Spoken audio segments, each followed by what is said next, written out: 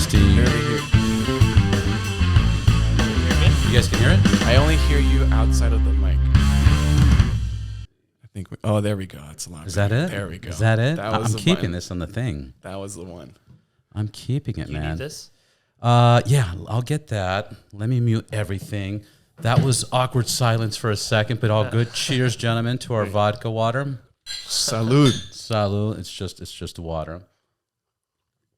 Adam, Franco, thank you for being back on the podcast today. Thank you for having us. The 27th, right?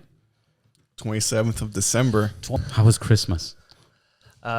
Christmas was great. I typically don't celebrate it, but I spent time with my girlfriend and her family. Nice.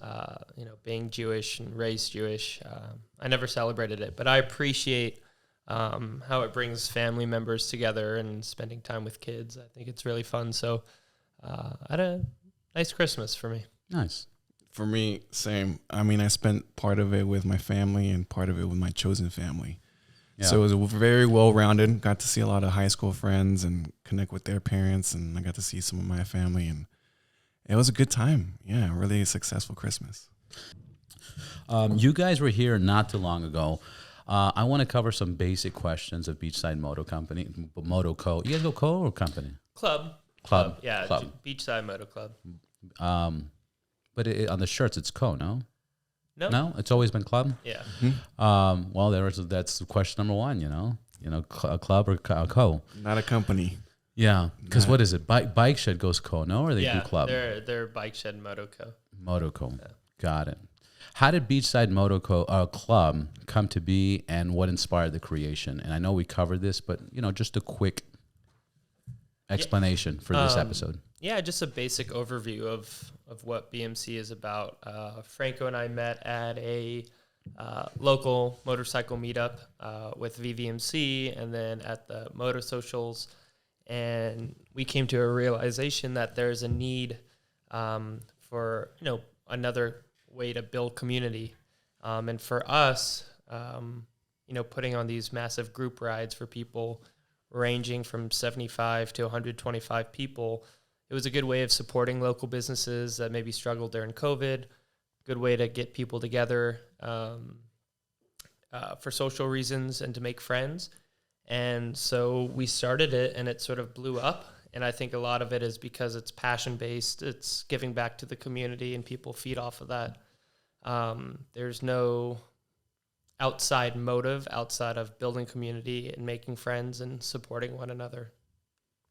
Right, absolutely. Just growing our network, making friends, and it's just a bunch of people volunteering to put on organized rides and take people to new venues they haven't been to, and it helps with people who are new to LA as well. So it's just a perfect common interest for motorcyclists who want to explore more about what LA has to offer.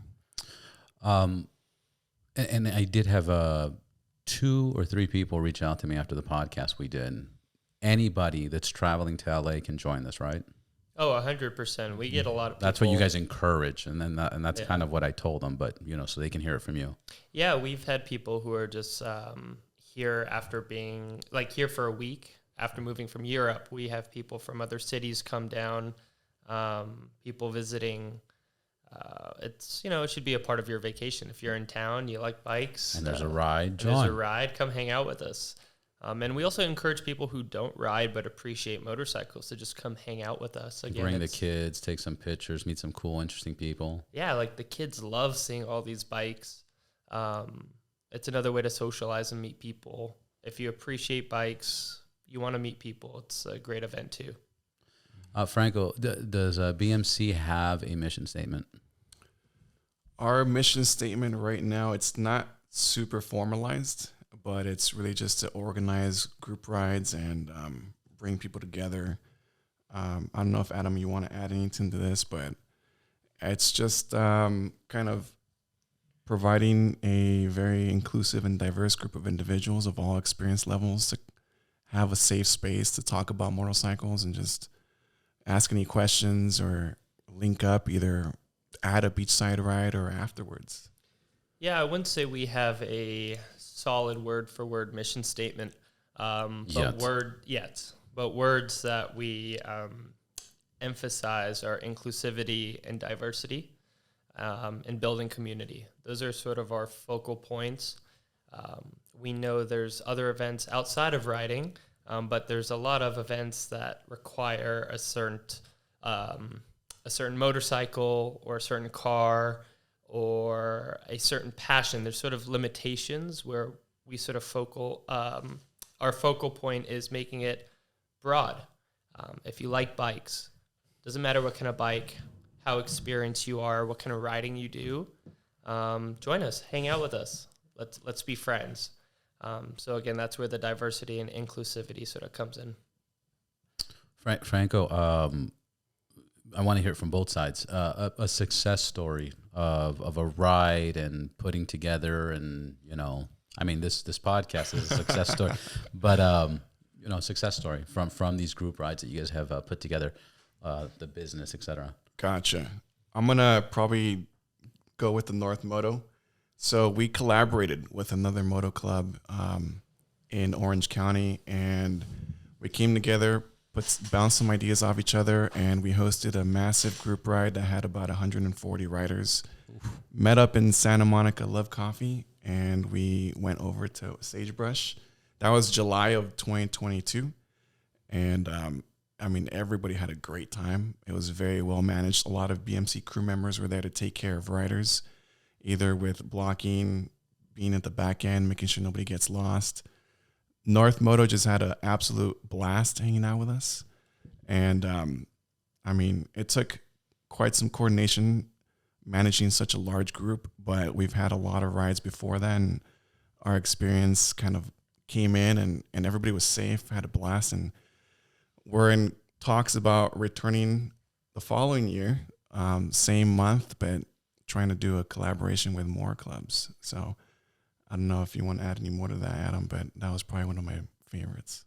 Well, let's talk about a separate one. Okay. Another one. One thing that I think is special to me is in December and November, we tried something that wasn't the main ride, but a side event. In November, Franco took on the lead and coordinated with Carolina at Queers on Gears. And we put on an event for Halloween that was safe for people in the LGBTQ community. And then also in December, one of our lead members, Natasha, and the rest of the women on our team hosted a women's only ride through BMC, which had about 40 women riders come together. It was special to me because we're showing the community we care about them, and I think the community really appreciated that. And it's starting to bring new faces. People are starting to feel safe around our community and come more often. And I think that's sort of the idea.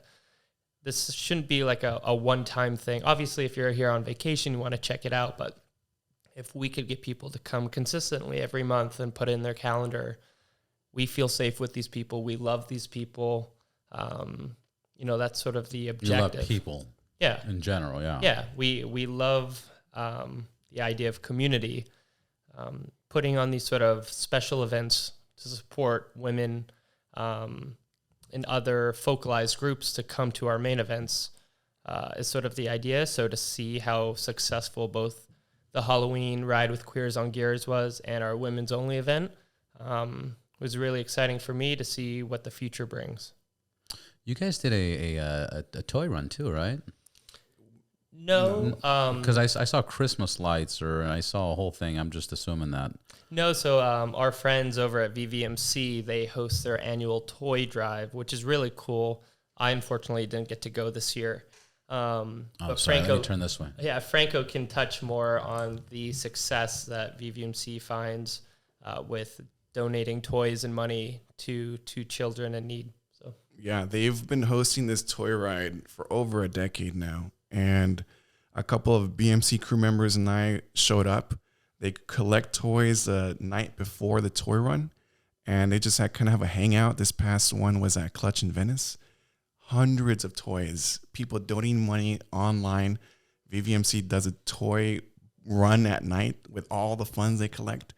And the next morning, a ton of motorcyclists come by to clutch and strap on these toys on their motorcycle, as many as you can fit. That's so awesome. And VVMC led a ride through Santa Monica, through Venice, through the canals, ended up at Muscle Beach, parked bikes on the basketball courts, which is the only time of the year you can do that. Really? And that sounds so cool. I mean, everybody was dressed in their best holiday Christmas sweater or outfit, and all the toys were given away to a local charity in partnership with LAPD, the Pacific Division. And it's just a wonderful time. Everybody just has a huge smile on their face, spreading the holiday spirit. And it's not my first, and I love coming back every year. That's outstanding, man. That's great to hear. Those kind of rides or those kind of charities or those kind of causes are just beautiful. And it's that time of year, especially with all the craziness and madness. You need to hear more stories like that. And I don't think people hear that. What sets BMC apart from other clubs? I'd say we try to switch it up. We really do. We ride to different venues, meet up at different spots, and we take care of our groups. As we have large group parades of motorcycles, if they get split apart, we make sure that everybody isn't lost trying to find their way after being at a red light for a few minutes, and the rest of the group kind of goes away. We do our best to communicate within our crew during the rides to make sure everybody knows where they're supposed to go. Safety is our number one priority all the time. And I think including some of the special events we've hosted, like the costume contest on Halloween with Careers on Gears, the women's only ride, all of that has been very, very unique. And we just try to provide a different twist to what you can do with groups for the motorcycle community. But Adam, do you want to add anything to how we're different? There's a lot of great groups out there.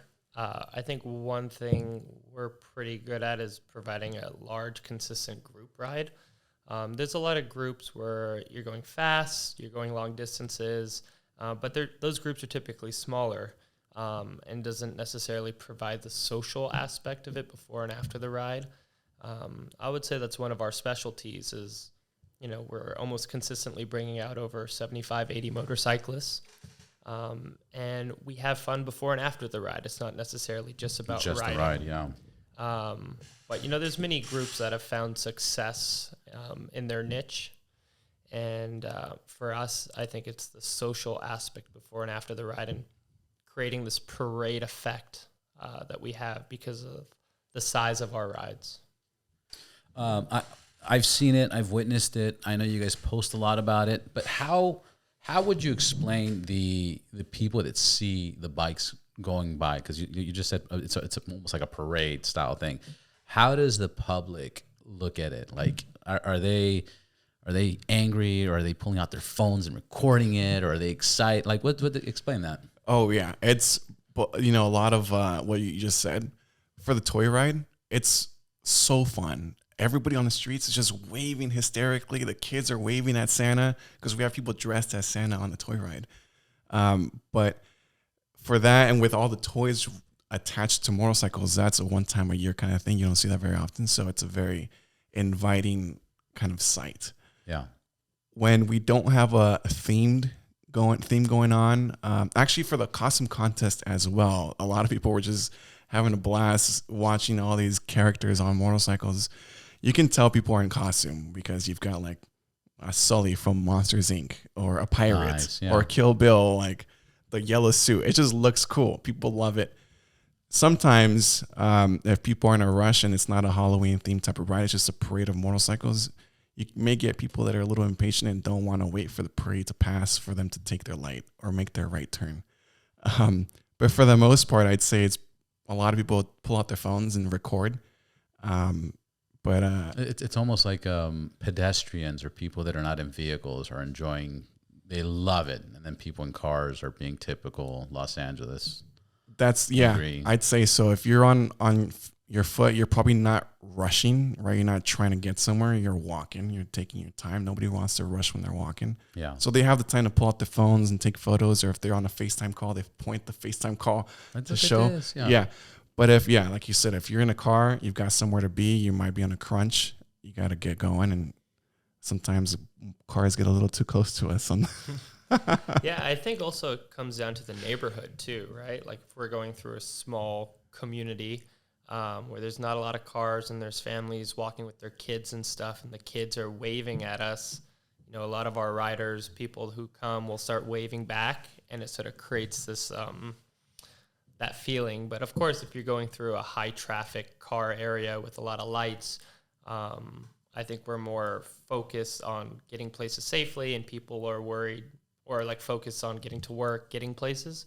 But when you go through a little neighborhood and they're just walking with their kids, they appreciate it. So like when we're at Love Coffee Bar, right there on Ocean Park, it's a residential area for the most part.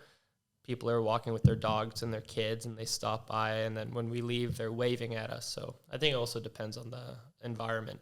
But you see both sides. You see people who are like covering their ears, like, who are these people? And then you get people who are stoked, and the kids are waving and they're filming and all of that. So do you guys try to keep the revving of loud motors, like at stop signs and stuff like that? Do you guys try to keep that down? Like, is there any, hey guys, let's, you know, we're in public, we're a group, we represent each other, can we?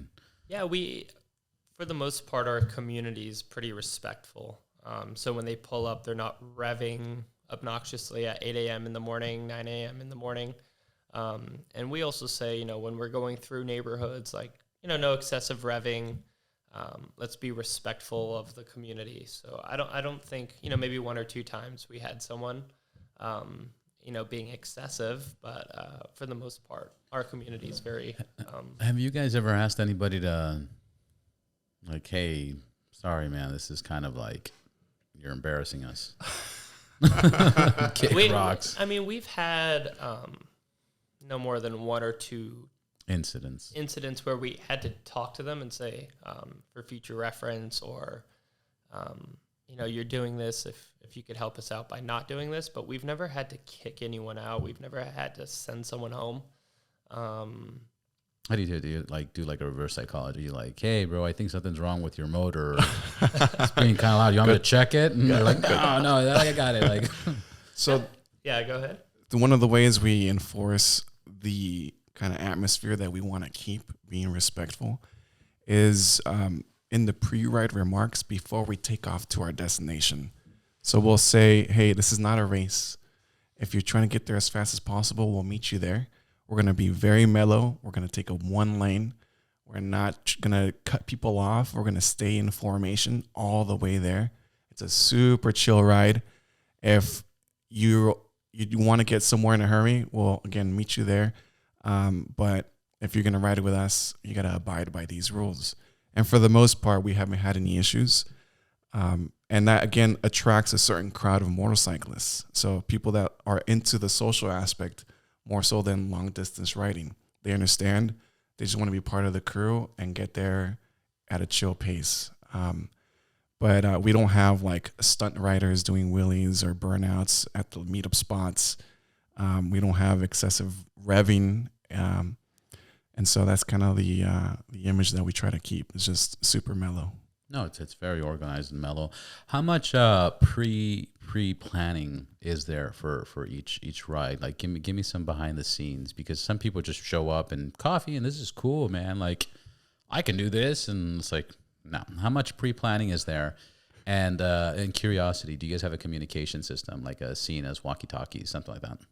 Yeah, I mean, it's funny. People, we've seen it quite a bit. Say, oh, this is cool, I'm going to start my own. Yeah. And I don't think they necessarily understand the logistics that go into it, from planning the perfect route, communicating with the team to see who's available when to do a test ride. And then we do a test ride at the exact time that we would do it to sort of understand the timing of it. Then we got to organize with our destination and see if they could host us.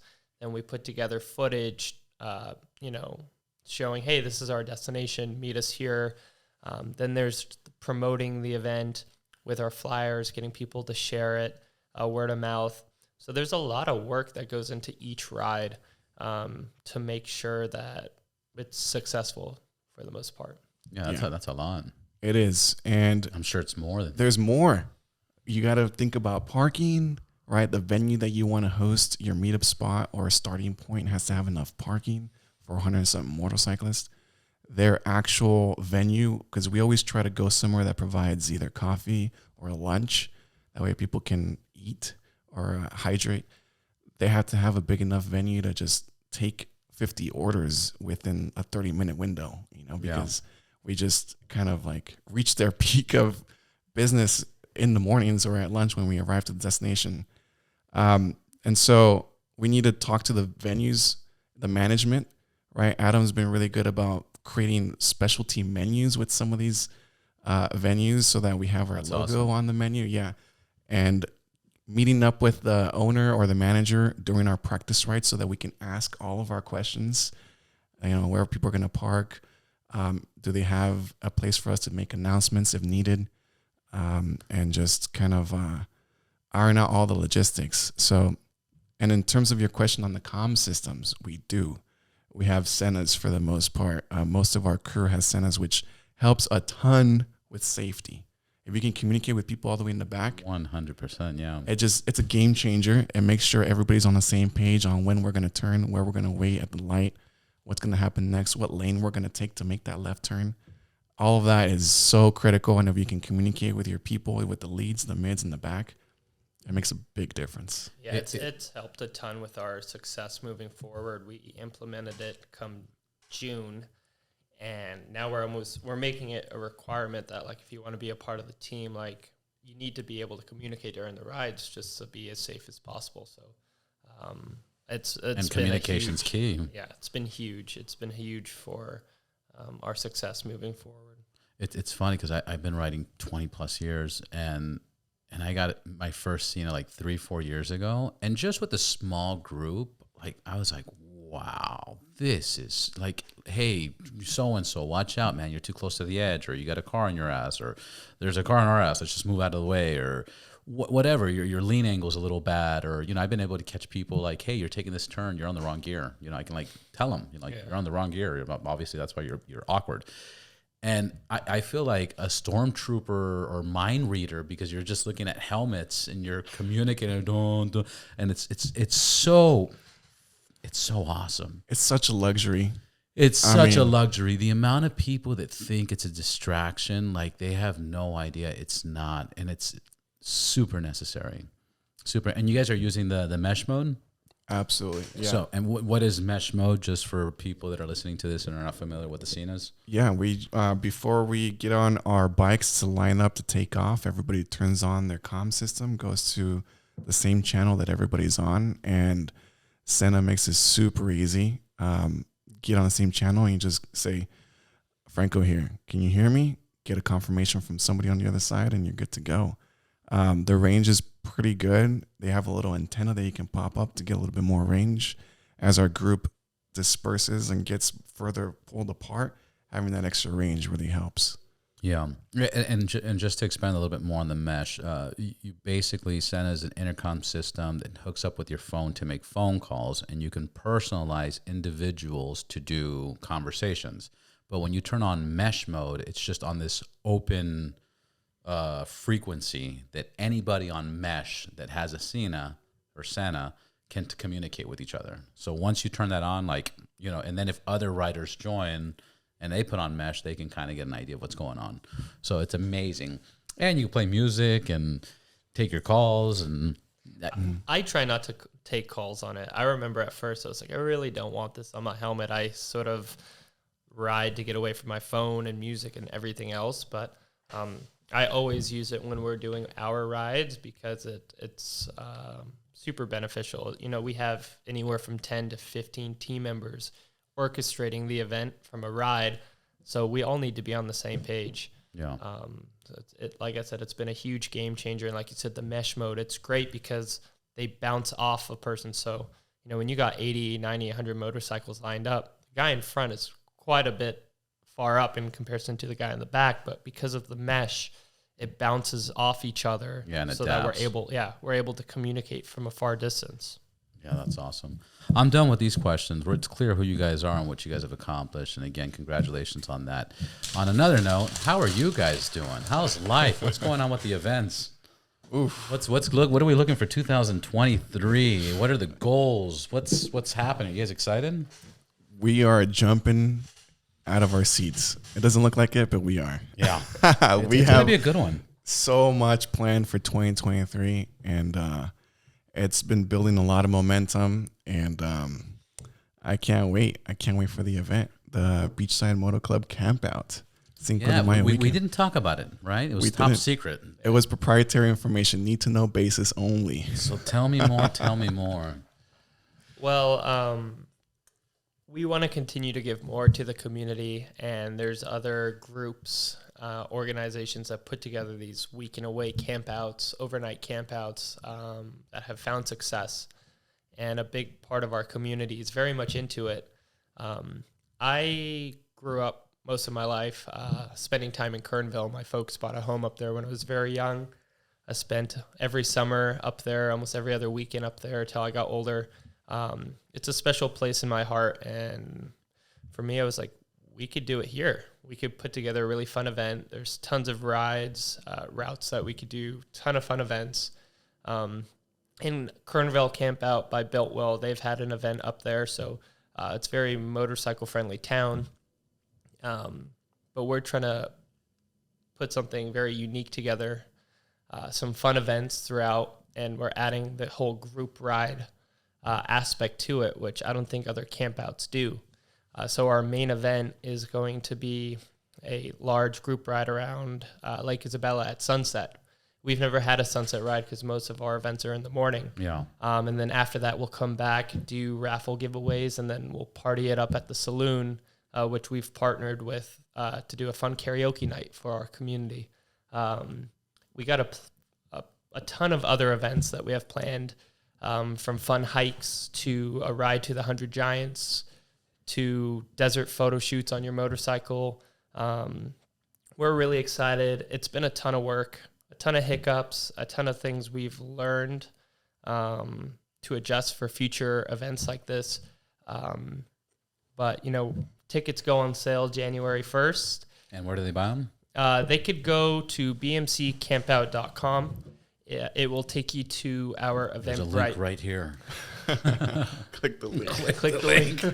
It'll take you to Eventbrite. There's not going to be a link yet. I know.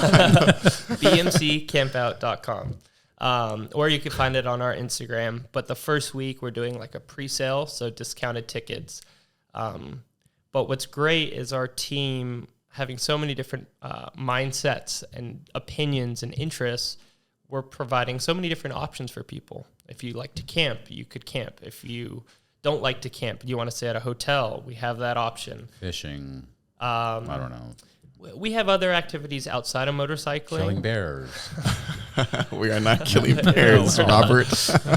We need to control the environment, the predators. We're not going to harm any animals, but if you want to trailer your bike up and do the activities because you have an older bike or you want to bring a dirt bike up with you, we're going to have so many different things for people to do, both riding and not riding. There's going to be a car show up there, a pet parade. So Franco, if you want to touch more on it, but we're really excited to offer this, and we hope that everyone sort of gives us a chance, since it's our first time, buys in and experiences it with us this May. And this sounds like fun. It's going to be a blast. I hope to see you there, Robert. Yeah, I'm there. We are taking over pretty much the majority of the campground, Frandy Campground, right next to the river. And we've got a ton of spots. Each campsite can host 6 tents. And at the Frandy Campground, there's a ton of things that you can do there as well. We actually did a recon trip about 2 weekends ago to just iron out logistics, and we talked to the owner of the campground, and she's been very supportive of our vision and what we want to bring.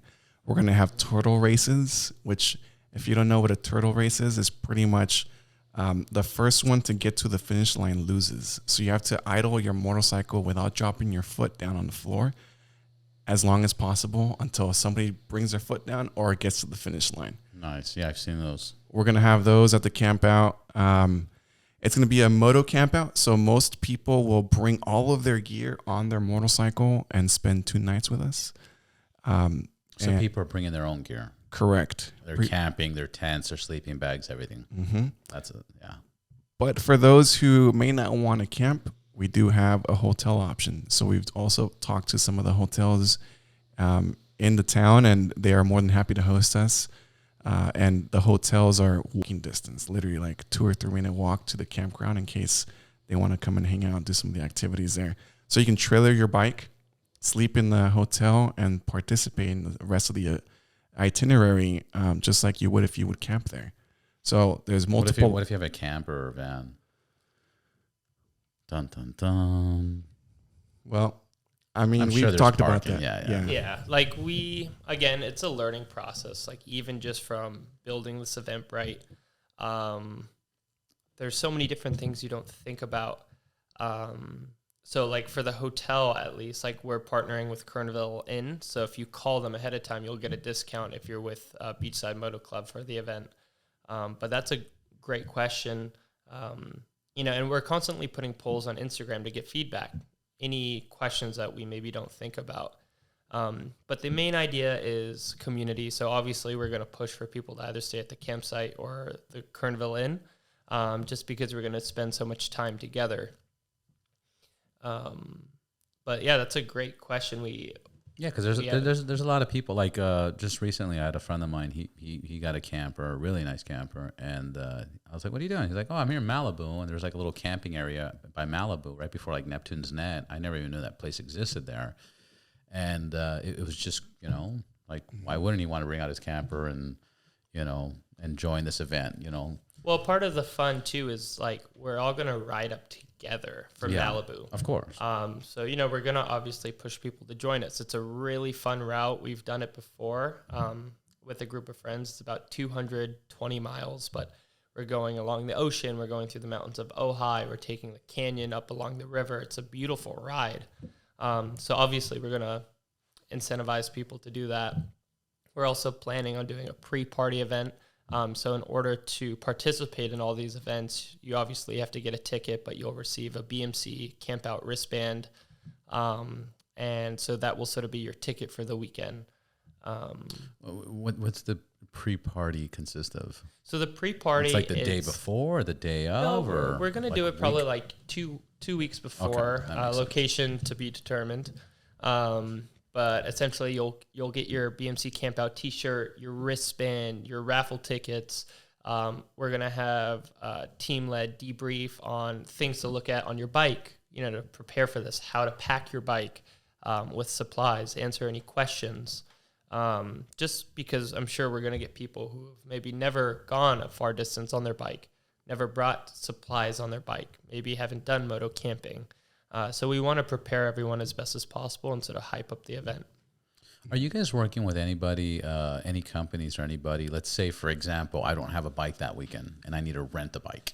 Is there any rental companies? Or let's say I'm traveling and I want to do this because I'm like, this is so cool. I would love to do that. I'm going to take a trip down there.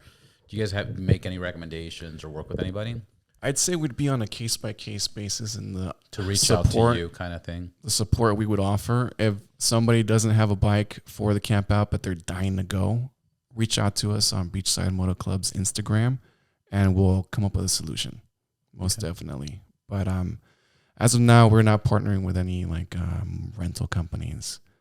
But in terms of the pre-party, it'll be a blast. I mean, it'll get everybody's questions answered, and on our Eventbrite now, there's a link to help purchase camping gear that we are suggesting in case you're not an avid camper. A lot of people are. Most, like Adam said, will be their first time moto camping. On our Eventbrite, there's a link with a bunch of information, a lot of supplies that some of our crew members have listed for them as avid campers, and I think that's a great direction to go in. That sounds very exciting. Something to look forward to. And what else do we got planned for 2023? Because that's just one of many things going on, right? Yeah, that's our main event, and then obviously which is planning. The most exciting. Yeah, that's open gnarly. to the community. Yeah, for sure. We're gonna start planning our second team retreat weekend away for team bonding. We went last year up to Big Sur over Labor Day weekend, and that was a blast. I think our team definitely got closer on a personal level.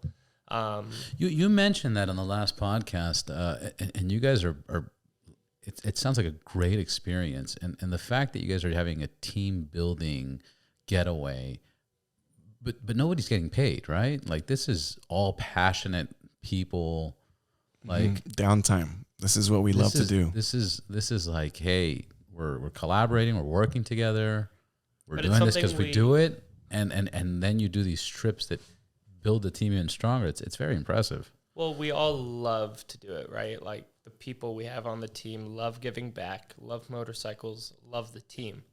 Like I said, our team's gotten close just from that trip, but if you think about it, a weekend away up to Big Sur on your motorcycle with your friends doesn't sound like work. No, right? I know, but it's still amazing. You know, like, there's still logistics in the sense of those individuals have to explain to their significant other, hey, I gotta, it's work, it's business, or I gotta get away, or like, like it's hard to plan things. Like, people think it's easy, but it's really hard. And companies should do this kind of stuff, and some do, but most don't. Yeah. I like the fact. Can we talk about the team? What does the team consist of, and how did they all come along? So it's been a growing process, right? We're only a year in, and it started with a handful of us, and it's grown to over 20 people. The process continues to develop.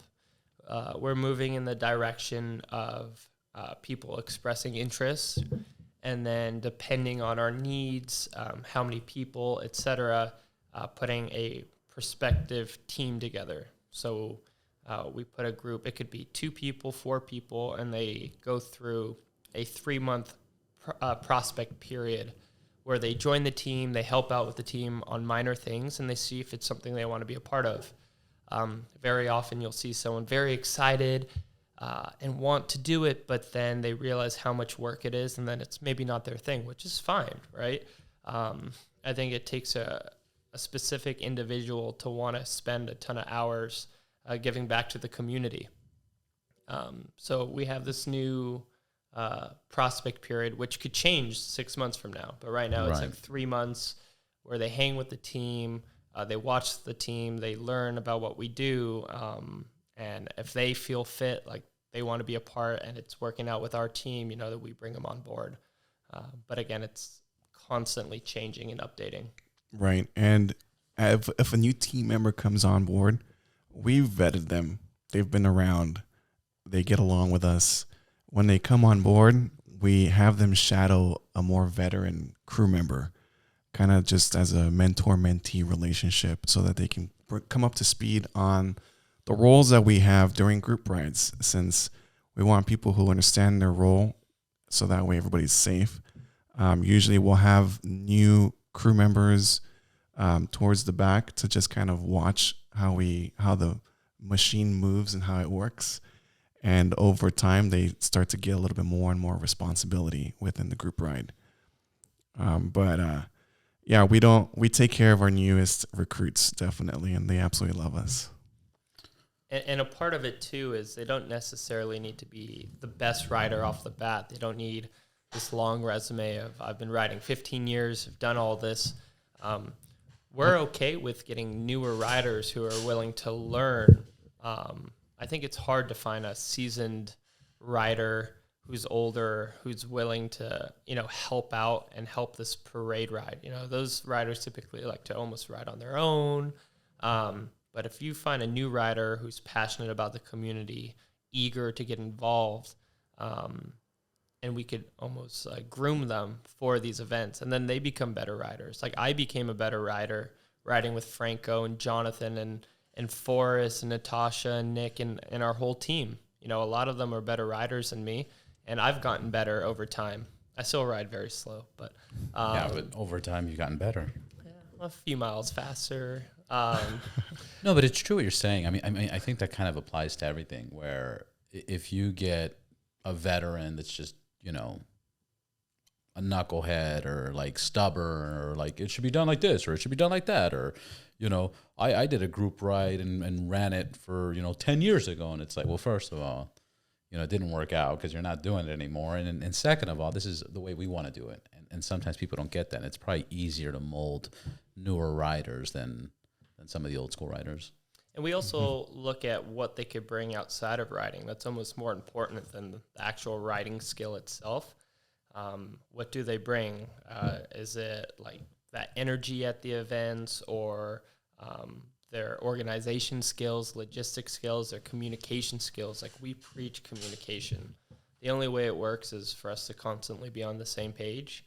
And it's not even like a hard rule that you have to be at every event, right? We have families, we work, things come up. But if you communicate, hey, I can't be here, it's not an issue, because we, at the very least, have 10 to 12 BMC riders who know what to do in the event that people can't make it.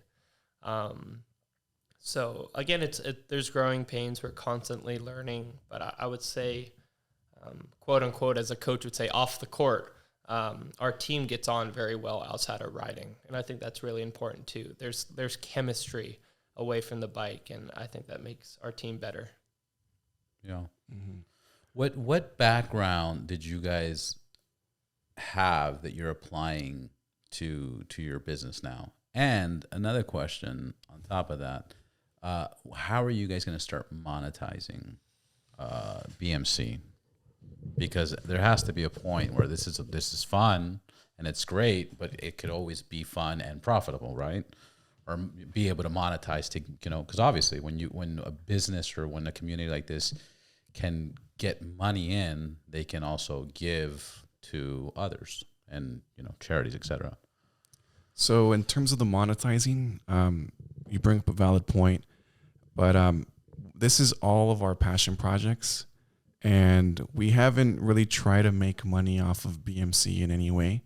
At some point we were selling shirts, but that was really just to offset the cost of like buying patches that we had to create for our crew members. Yeah. But I don't think we're trying to make this a profitable thing anytime soon. We just love doing it.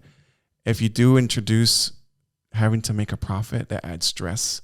And now all of a sudden it feels like a job, and now you don't really want to do it as much. We all have 9-to-5 jobs. We all work different careers.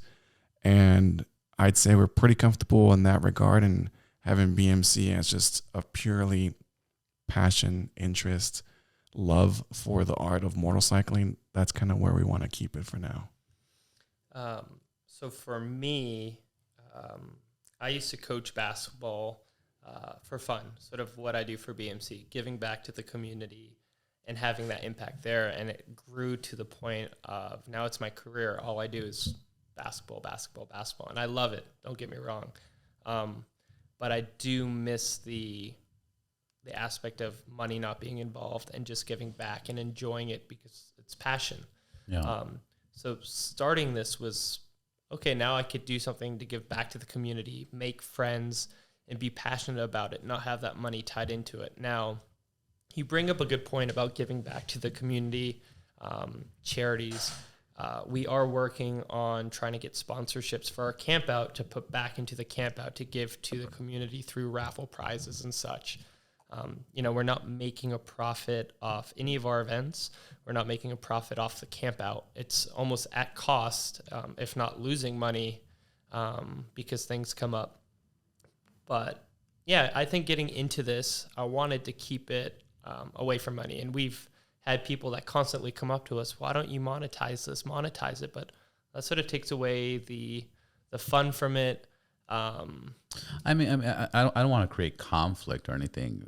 First of all, there's nothing wrong. Like this, I don't know if you guys know this, but this might be episode 100 for the Ride Boundless podcast. Oh, yeah, I hope so. Yeah, because Forrest was 98, and then I had a gentleman 99. So this is going to be episode 100. There we go. Bring it in. And I haven't monetized at all. Like everything I'm spending and time and doing this, and I didn't want to because it's a passion project. It's my way of building my community and sitting down and getting closer with people and understanding how their brains work.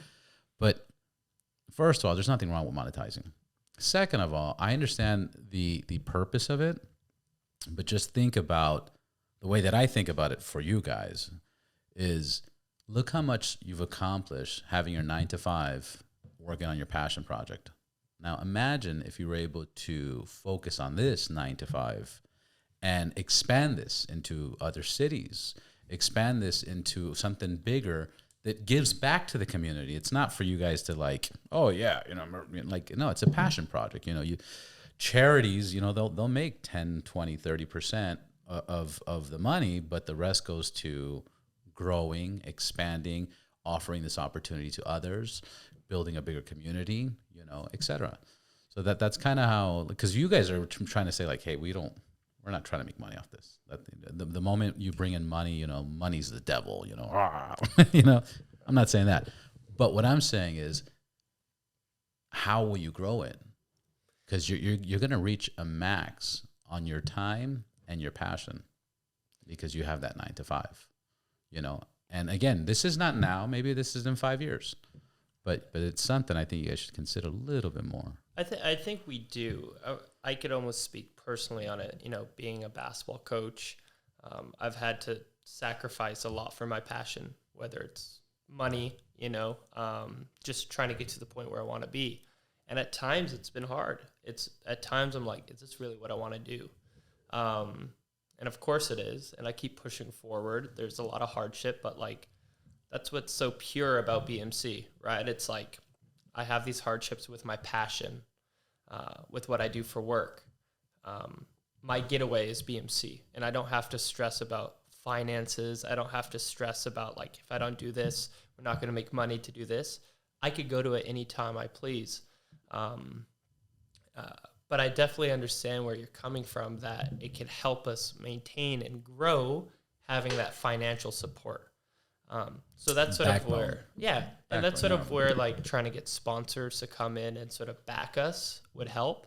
But for the time being, that's what I love. Or even like what I started doing for the podcast that I'm going to be focusing a lot in 2023 is a lot of these affiliate programs.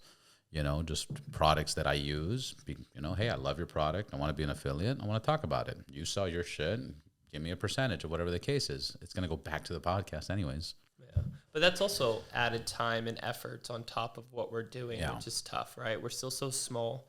And like you said, we're going to reach a certain point where it's like, okay, this is too much. And like, it's trying to get a little bit of money or financial support worth it, just a little bit to push us to that point. Yeah. And there's certain things like, again, I don't want to like, I'm creating conflict because all our conversations are so smooth. I got to create conflict. Of course you do. But it's not really conflict. No, it's not conflict, but it's these team building things. Like, it'd be cool. Next year's team building is paid for.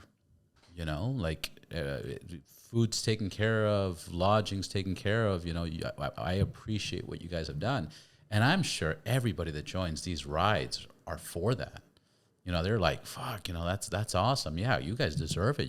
I've been to 6 of your rides this year. I've been to 12 of your rides. I met my attorney because of you guys. I met my wife because, whatever the case is, you guys are doing something that people are happy to give to, or be a part of, or be an affiliate or be a sponsor. So, anyways, like I said, maybe in 5 years we're still babies. I mean, we're 1 year in. But you're not. We're 1 year in.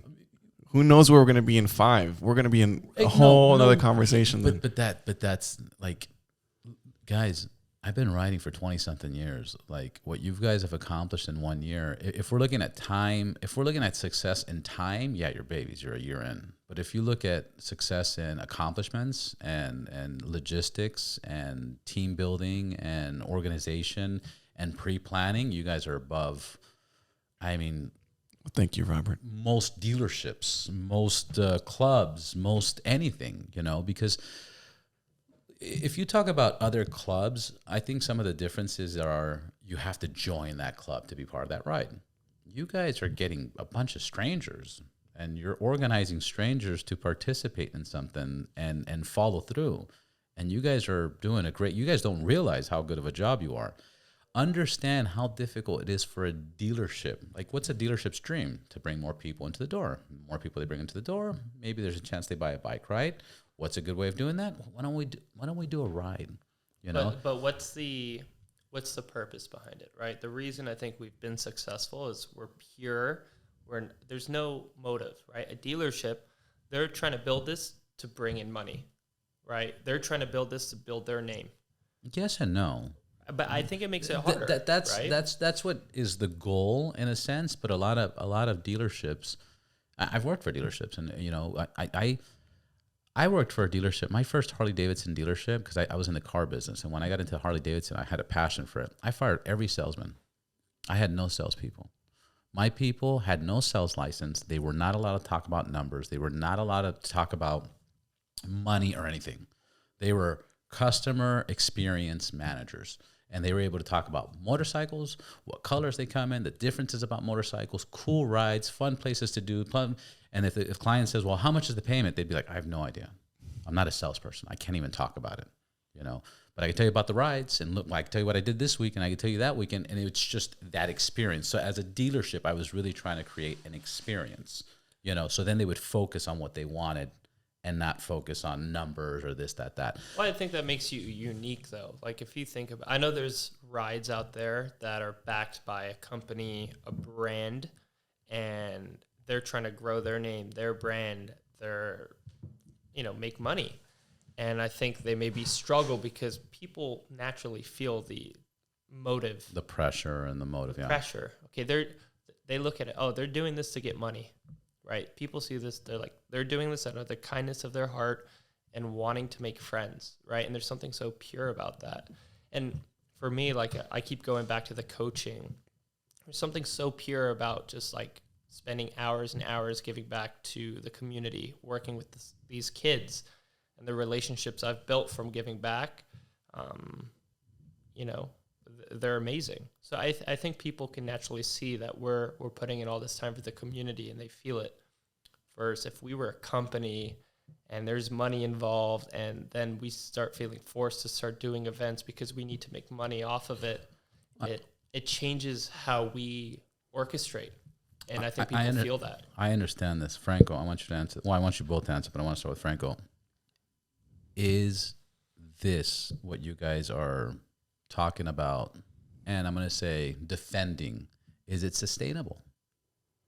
What we're doing, it is, because we do it in our downtime, don't have that pressure. It's not pulling our time from a 9 to 5.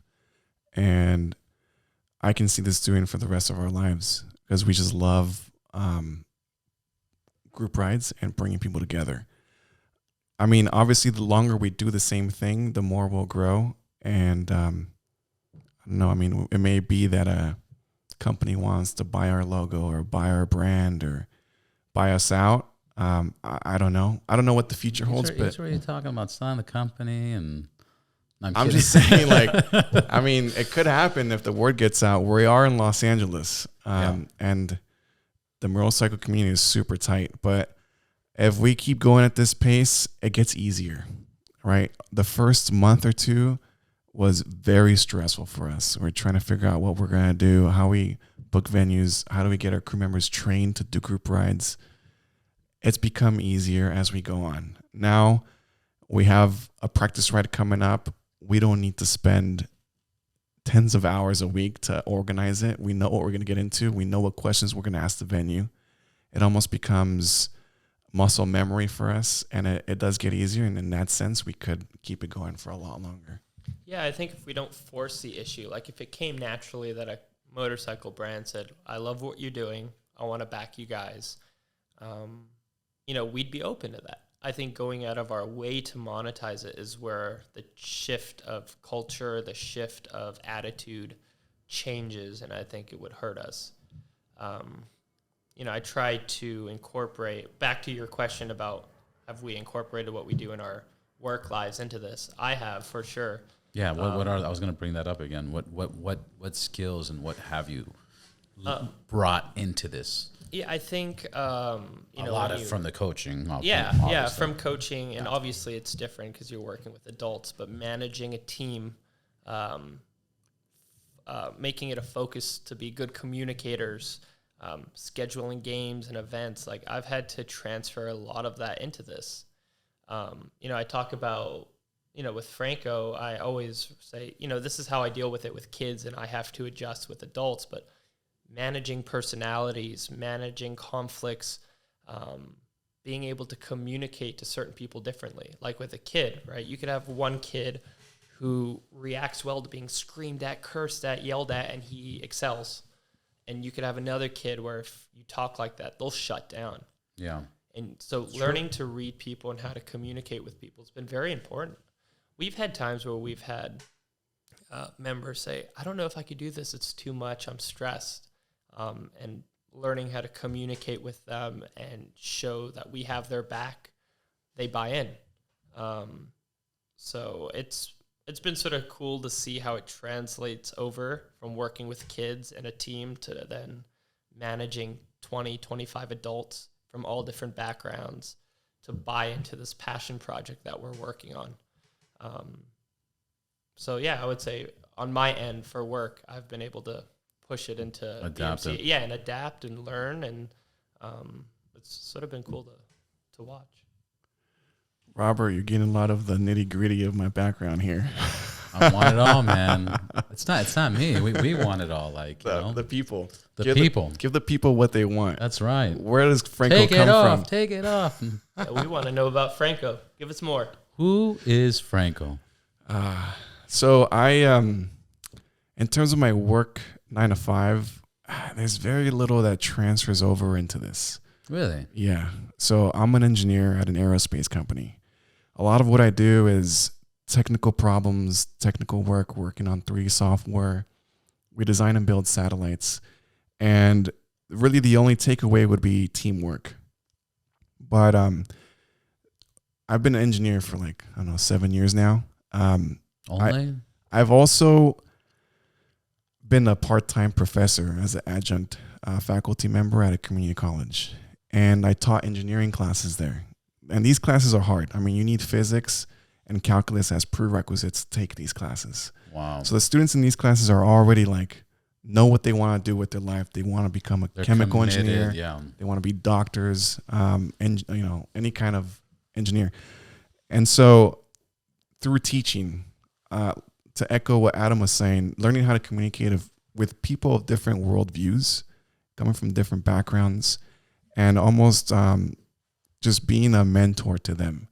I feel like I've put on that hat a bit with Beachside Moto Club. When we have a new rider join us and they tell us it's their first group ride ever, I talk them through all the basics in a language that is easy to understand, because I know, having gone through school, I've got my bachelor's and master's in engineering, and I'm teaching these students who are just starting. I know what they're going to get through. In terms of the motorcycle community, I've been in it for a long time. I know what they're going to get into, and I can explain all the kind of the basics. So learning how to communicate with others has been something that I've transferred over from previous jobs to the motorcycle community within Beachside. And I'd say that's probably my biggest takeaway in the way I transfer over some of these skills. Well, I think, working with you for the last year or so, knowing what you do for a living, I think there's a lot more than what you think. I mean, just from the perspective of troubleshooting and having a backup plan A, B, and C, you're really good at that. You bring up questions that I don't think of, the smallest thing that's very important. And obviously as an engineer, that's what you have to do. You're working with machinery and stuff that if you don't check A, B, C, D all the way to Z and ZA, ZB, ZC, it's there's going to be conflicts and issues. Yeah. And Franco's really good about, taking a second, Precautions and reading through everything. What about this? We need to incorporate this. Yeah, I know. He's really good at that. He's I don't bring any of that in, but I guess he brings the technical aspects of being an engineer, and then he brings the teaching aspects of explaining and breaking it down. And he's an amazing communicator, public speaking. I mean, obviously this guy, huh? I don't use any of it. It's all fresh. I mean, it's just passion, No, man. You use your teaching skills and you use your engineering. In your engineering, yeah, you're not building something, but talking to people like is so important. Like if you have to break things down, if you just say, if you just give the instructions of a satellite and say, you know, the basics, A, Z, Z, Z, Z, Z, some people, it just goes in one ear and goes out the other. But if it's an experience and you describe it and explain it and why does A go to B and B, you know, then it's different. You know, I have my 4-year-old. I have to dumb down my language and explain why. And now he's in that why, and you have to answer those questions so they understand, because otherwise they're overwhelmed and confused. You know, this is why Adam and I make such a good team, right? We play off each other's strengths. Some of those things he mentioned I didn't really think about.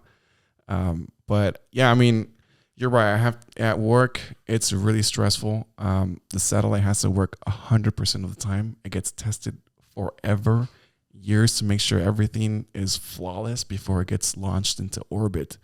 And going through all that rigor, you know, it teaches me to pay attention to the details. What are things we could have missed? What can happen wrong? Let's plan for that. And Adam points it out really well, and I think he's able to notice that more than me as the one that is actually actively doing it. I think it's something that you get feedback on. Did you have anything to do with the James Webb Telescope? No, I did see it before it got launched, but Impressive, huh? it's cool. Yeah, I mean that's the great thing about Los Angeles. 2 things: there's a lot of motorcycles, big community, and aerospace. A lot of aerospace in LA, and that was a competitor company actually. Not the competitor company. Yeah, but very impressive. The amount of work they put into launching a satellite bigger than the spacecraft that opened up is mind-boggling. It's wild. Mind-boggling. And it's the first one, right? Since the not the first one, but it's the biggest one, and the first. It's a million miles away. It's breaking a lot of records. Is what it's doing. Because the what is it? The Hubble is the one that replaced. Was launched in like the 60s or 70s, and it's only had like a chip update. Yeah. That, and it was like old. It's like a old Windows computer floating up there, and it did great. Mm-hmm. It did great. The satellite industry right now is exploding. Yeah. I mean, we don't need to get too much into depth into it, but it's interesting. People like it. It's crazy. I mean, our company is building so many satellites. Everybody wants them. So many startup satellite companies. Well, that's to tell me if this statement. Tell me what you think of this statement. Elon Musk launching SpaceX. So before, SpaceX, NASA, there was a handful of companies building parts for NASA. And those companies got to charge whatever they wanted. And obviously they charged a lot of money because there's not much competition. And by Elon Musk starting SpaceX and other companies starting SpaceX, they kind of made this launching satellites and getting out of orbit more affordable and more competitive. And now you have Virgin Galactic. Now you have Jeff Bezos, Blue Origin. Blue Origin. Mm-hmm. Now there's more competition. It's becoming more affordable. And now I guess hearing from your mouth, people want to have a satellite startup company. A lot. They're in South Bay, Los Angeles. It's the mecca of aerospace. That's where it all started. And satellites in what sense? Like for cellular service, Wi-Fi service, communications, or war? Dun, dun, dun, faster download speeds on your airplane when you're crossing the country and you want to download a movie, you want to text your friends, faster speeds. Monitoring the planet. Our planet is in dire need of help as we're excavating its resources and it's killing it. We need to make sure that we watch it to see how it's doing. So there are satellites that are watching the ice caps that can predict where storms are going.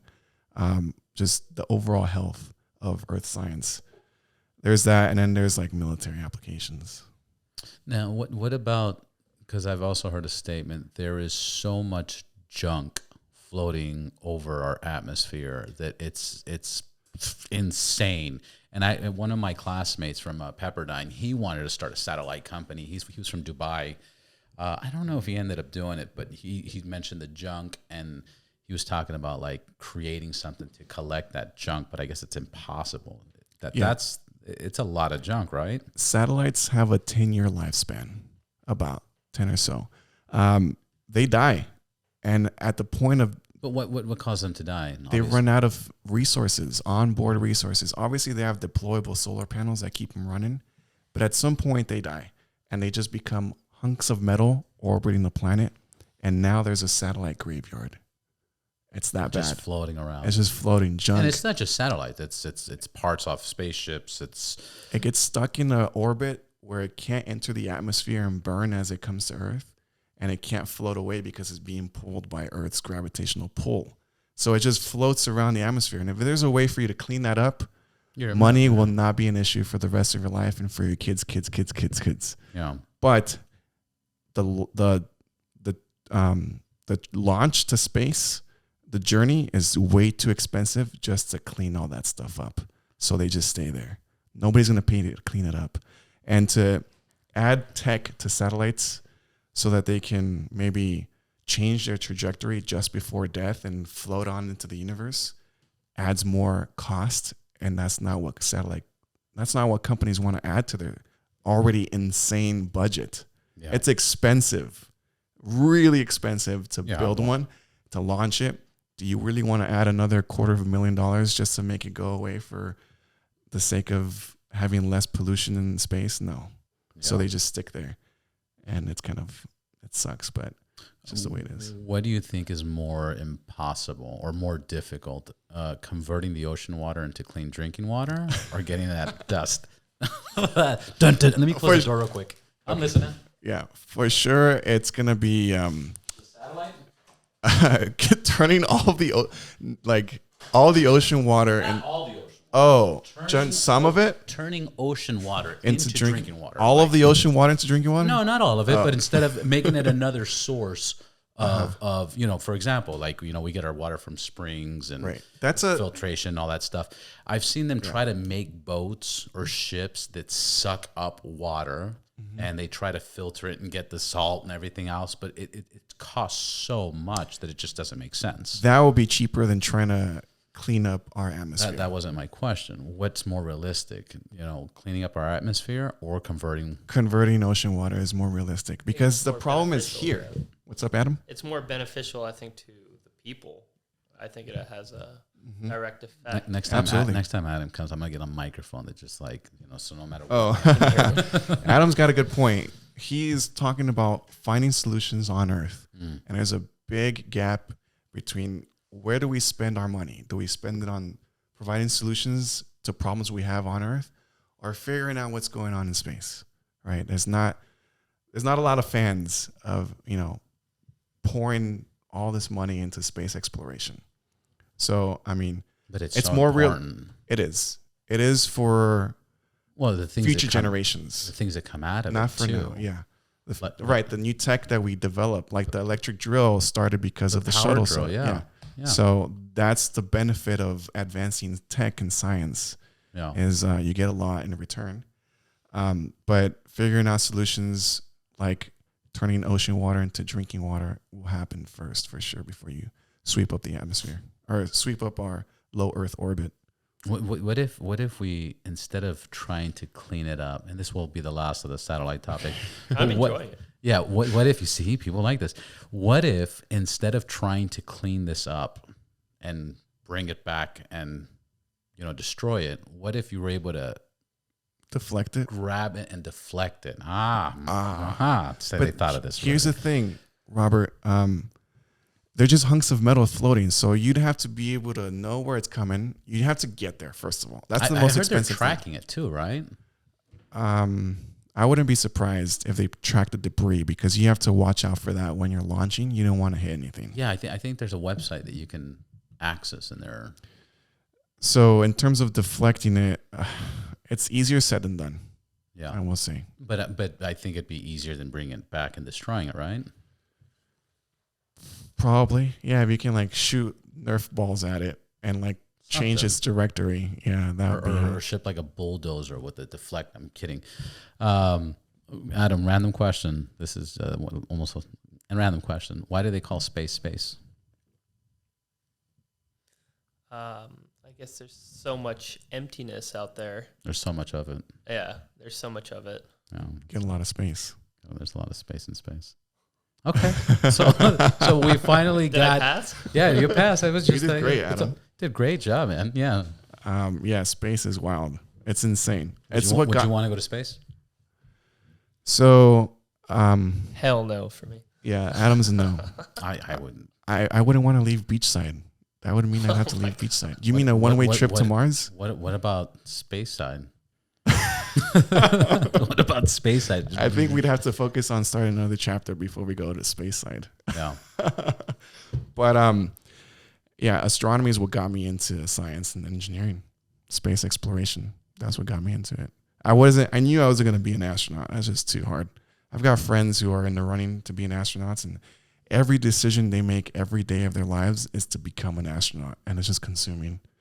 For me, I'd rather just a handful of people that get to do it. Oh my God, very small. You got to be the cream of the crop. I mean, you got to be groomed since you're a kid to be an astronaut. I mean, it's possible, but for me, I'd rather be in the space industry. Yeah. Mm-hmm. Yeah, it's I'm doing my part there. It's huge, man. It's huge. I've been watching it. I grew up. My mom was always fascinated by astronomy, UFOs, aliens, technology, and she would always tell me stuff. And I was like, man, I've always found it fascinating. That's my little. There you go. Yeah, so you would be surprised, like from what we all do in our different work life, how we incorporate it into BMC. I mean, that's almost a part of the prospect search. Right. Like Forrest, we brought in early on. We were like, would benefit us to have an attorney on the team. And when we have to type up disclosure agreements for the Campout and, other stuff, like we have Forrest, and we have a ton of team members from graphic designers to event planners that incorporate what they do in work to BMC. And I think that's, tying it all back. Like, Franco doesn't realize everything he's done in his work environment. He brings in on small levels to BMC in different ways. Like BMC, we're trying to be a well-oiled machine, constantly looking for improvements. And that's something that he specializes at work and brings it to BMC. And I think everyone on the team does that in a certain way. Yeah, of course. And to add to Adam, where he was saying photographers, right? People that understand content creation, because a lot of what we do is promote on social, right? So we need to have people that know how to film, how to take beautiful shots, understand drone shots, which a lot of it Adam does himself, right? Like he is an art director, but having experienced photographers who are in the creative industry, it helps. It helps a lot. So all those team members bring something. No, it's a beautiful machine you guys have created. Do you guys have any nicknames? Does everybody call you Coach or anything like that? Me? Did I just start that? Hey, Coach. I think some of the team members joke around and call me Coach, like on our chat and stuff. At BMC, they call me Adam, which is funny because at work they call me Plax, which is my last name. Yeah. Working at a Jewish school, there's typically a lot of Adams. So, and I'm not someone to be like, call me Coach Adam. You call me Plax, it's sort of not so strict, I guess. It's a lot more laid back, and you have that relationship. But no, I don't think we just go by our names on the team, for sure. A random question on your expertise of being Jewish and basketball. Adam Sandler's movie on Netflix. Oh, I loved it. I joke about it at I work at an Orthodox Jewish school, and I'll bring up like, send me to Israel, and I'll bring back a kid, our Bo Cruz, the character from it. I love Adam Sandler, but I really like that movie, and to see him on a serious side. Yeah. It was that one, and then there was that other one that was kind of serious, the jewelry. Yeah, that one with Kevin Garnett, he was in it. That one was good, but I preferred the other one on Netflix. I'm blanking on the name. Yeah. Where he's like the scout for the Sixers. Yeah. I can't remember the name, but yeah. Yeah, that was a fun one. Nice. It's funny though when I talk to people at BMC and they ask like what I do for a living, and I tell them I'm a basketball coach. They're like, Like, what? That doesn't even make sense. You're and right. then you do You're motorcycle riding and you organize this. But before it, I was very much into marketing and event planning. It's sort of what I wanted to do. So I've taken what I've learned from that and also incorporated into BMC. That's awesome. That's awesome. Absolutely. A lot of fun things coming. Yeah, it's gonna be a big year. I'm very excited. I was just telling Franco when you were in the restroom that this is the first year, 2023. I'm really looking forward to. It's the first year that I'm kind of like planning out the whole year, you know, on what I want to talk about, what I want to discuss, what I want to implement into the podcast. You know, tell us about it. Yeah, we want to hear. Well, what is Ride Boundless plan for 2023? There's a bunch of things that I gotta handle for Ride Boundless on marketing, business strategy, monetizing, collaborations, affiliations, celebrities, hosting, etc. So I kind of broke this down into 12 different topics, and each month I'm gonna focus on that topic. You know, starting the brand and growing the brand and tips and do the research, kind of, you know, learn it and then share it on my personal account and apply it on the Ride Boundless account. And it's just, the goal is that within the 12 months, I will learn all the skills necessary to make Ride Boundless into the next big thing, you know.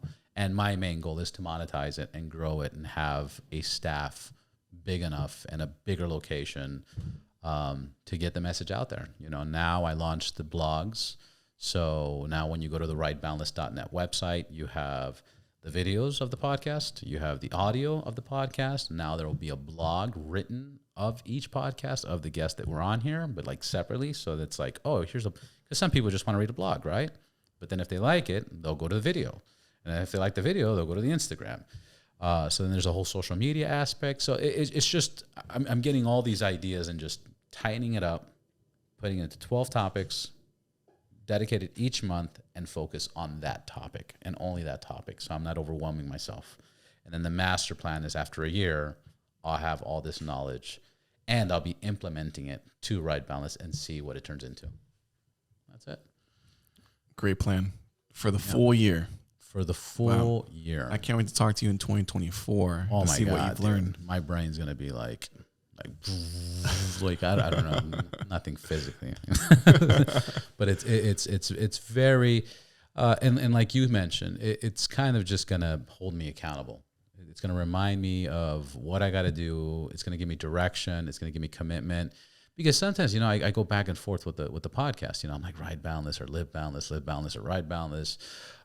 Motorcycles only, no, not motorcycles only, expand it more, but a niche is good to have. But, you know, like I question myself, and it creates a lot of downtime where when I have a goal and a focus, I'm like, oh, dude, like the amount of stuff, when I get down to what I'm going to work on, what I do in 2-3 hours is insane. I work for myself, and when you work for yourself, when you don't have a schedule, you'll lose time. You'll be like, I got to do this, but you know what? Let me see, and then 4 hours go by, a day goes by. You're like, I didn't do shit. And then when you're hyper focused and you have that, something holding you accountable, the amount of like. I asked you guys the last time when I launched the website to book on the website. You know, that's when I just launched the website. When you get a chance, go to rideboundless.net, start looking at the blogs, start looking at the member area, start looking at the shop, start looking at the homepage, and just go through the website. There's so much information now that it's insane. I started going back and I started doing blogs. Actually, I did your guys' blog from the other episode that's going to be published, I think, next week. I have 4 weeks of blogs published already, you know, that are just going to be coming out. I've changed all descriptions. Like it's things have changed. You're putting in the work, Robert. Yeah. Well, especially, you know, the feedback that I'm getting. Like yesterday, I got a call from my good friend, David Nixon. And, you know, like these were the high school years. All right. And we talk to each other every few years. He just hit me up yesterday and he's like, dude, I moved to Oklahoma. Long story short, I'm driving from Oklahoma to Los Angeles to visit my son. And I was listening to Joe Rogan, and you can only listen to so much Joe Rogan. So I started looking for other podcasts, and I stumbled upon your podcast. And I was like, really? Like, he's like, dude, it just popped up. And I was like, no way, this is Cubano, fucking Cubano. His name's David Nixon. He was, back in the days, they would just call me Cubano. He's like, Cubano. So he started from the first episode that I had published on there, and he listened to like 2 or 3, and then he jumped to the last one with Forrest. And he calls me up, and he's like, he hits me up on Facebook last night as I was like, organizing my plan. And he's like, dude, send me your number. I got to talk to you. And he just calls me up. He goes, dude, I stumbled upon your podcast. I thought it was so cool. From your first ones to the last one with the attorney guy, Forrest, he's like, dude, like day and night difference. I'm so excited for you. I'm so pumped. I'm like, dude, this is what it's about, Yeah. This is exactly what it's about. For me, it's about having these conversations. For me, it's about growing. For me, it's about promoting, people like you guys, teaching, learning. Like that's what this whole podcast is about. And now, episode 100, I'm now excited what episode 150 is going to be, 200. Yeah. Now I got my hit list of who I got to get on the podcast. There we go. Yeah. Who, if you could have one person tomorrow show up and be on your Keanu podcast. Reeves. Really? Oh, Yeah. It's a good one. that's an easy one, right? Motorcycles. Yeah. Super Arch easy. Motor, a gentleman, great actor, great movies, great person, great personality. I was just watching a quick slideshow of girls taking pictures with Keanu Reeves, and he always has his hands open. Like if you look, like he'll put his arm around the girl and his hands like, he won't even like hug him. Like this guy's, I don't know, Keanu Reeves is amazing. Tom Cruise is another one. Tom Cruise, like Both ride motorcycles. yeah, Common interest, right? yeah. Right They there. both ride motorcycles. They fly planes. I've flown a plane. There you go. I did like 11 hours of flying planes. I was dating Jay a girl. Leno would be fun. He's on the hit list. He's on the hit list. It would be a lot of fun. Yeah, talk about, and then I want to do more kind of car things too. I have a lot of friends with really nice cars, and I'm like, why not fucking cover more car stuff? It is Ride Boundless. I don't want. It's weird. I talk about this a lot. I don't want to limit myself just to motorcycles. Because there's satellites. There's basketball. There's cars. There's attorneys. There's a lot of things. Well, it could be a conversation starter, right? Like if they ride, but then you focus in on what they do for a living. Yeah. And that's what it always is. Yeah. It's just people that listen to the podcast or want to listen see Ride Boundless and they automatically assume motorcycles. So if they're not a biker, somebody says, I committed to keep the name Ride Boundless. But somebody says, look, if you keep the name Ride Boundless, you're preventing people that don't ride motorcycles to not jump on the podcast. Not necessarily. Not necessarily. Because, you could almost change it to life is a wild ride. Yeah, no, right? life's a ride. And it could have the emphasis of motorcycles, but if you have it where it's like life is a crazy ride and you're meeting people of all different dimensions, doctors, surgeons, engineers, so coaches. I like the idea of Ride Boundless, and you can make it a twist that it's just a conversation starter, but life's a ride, right? Yeah. Like so many ups and downs. Like you'll probably have someone on here who started out as a, something in logistics and sitting at a desk, and then they follow their passion, and now they're a doctor. Now they're running something that's their own. So, I would hate to see you change Ride Boundless because that's where it started. Yeah. But to sort of change the direction of the purpose behind it, not being, it has to be motorcycle focused, but it ties you together, and life's a crazy ride, like if you roll off that and you're telling all these crazy stories of different people you have on the podcast, I think that's super cool. No, and it's worked out. And another good friend of mine, Perry Lee, he told me, he goes, I like the motorcycle topic because it's like I don't know if you guys heard of Joe Rogan, but it's like, how Joe Rogan talks about his jiu-jitsu. He loves his jiu-jitsu. Well, your jiu-jitsu is motorcycles. I was like, yeah, it kind of does make sense because I just have a passion for motorcycles. I'm not an expert or anything, but I have a lot of experience and I like them. And that's what I talk about. And that makes sense. You know, that Joe Rogan guy always talks jiu-jitsu and fighting, blah, blah, blah. And it shows his kick. Fucking guy. Fucking guy. Eating elk. Eating elk, yeah, DMT. That guy's a druggie, dude. Fucking pothead. And I'm kidding. But, yeah, I don't know. You guys want to cover anything else?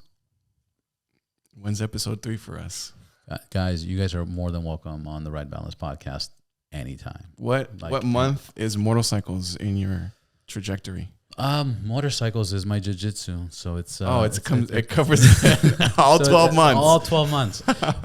Okay, to be fair, I only want to talk about motorcycles during riding seasons in California. That's every month. 13 months a year. Yeah, 13 Good months job. a year. But Not to bash on any other states. Yeah, well, you know. I think for me, what would be awesome, I mean, you've had Franco and I on here twice and Forrest, but I would love to see all of our BMC team members on here at some point and share their story, their perspective of BMC, and also what they do for life. I mean, we have graphic designers, fitness instructors, all different, all different areas of life. And Walks of life. To the BMC team. BMC. I'd love to see you on here, tell your story about your experience getting into motorcycles, BMC, but just about you and how you see life. I think would be really special for me. Yeah, send me recommendations, and let's get it worked out. I guess you guys we have Forrest on here because of that. Yeah. So that's part of the community. Let's do it. Yeah, let's do absolutely. it. That's kind of another thing. Like the goal, I kind of was doing one episode a week. I think my average is like one every 6 days. So yeah, once a week. I want to start doing like 2 episodes a week, But you love doing this, so it's going to be easy for you. Yeah. 100%. You're going to get to 200 real fast. Oh, so fast. Yeah. So fast. Yeah. Guys, thank you for being here again. Thank you for sharing. Thank you. I'm looking forward to the Campout. And I'm looking forward to your guys' success. And I'm wishing you the best. And I hope your goals are even higher by the end of the 31st of this year, this month.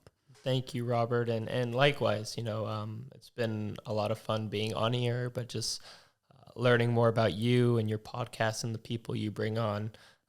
Before this, I did not listen to podcasts, I'll be honest with you. But, you've opened a new door for me when I'm driving. Instead of listening to the same songs over and over again or to my directions, I get to hear you share other people's stories, and that's been pretty special. So kudos to you for the work you're putting in and following your passion and trying to share people's stories through this. I think it's super unique and fun, and I appreciate it. So thank you. Not a problem. Thank you for the feedback. I can't wait to see you Cinco de Mayo weekend for the BMC Campout. Ya tú sabes. Ya tú sabes. Libertad. Tickets go on sale January 1st, 2023. Make sure you go to bmccampout.com and click the Eventbrite and fill it out, and we'll see you there. Awesome, guys. Thank you so much. Till next time. Till next time.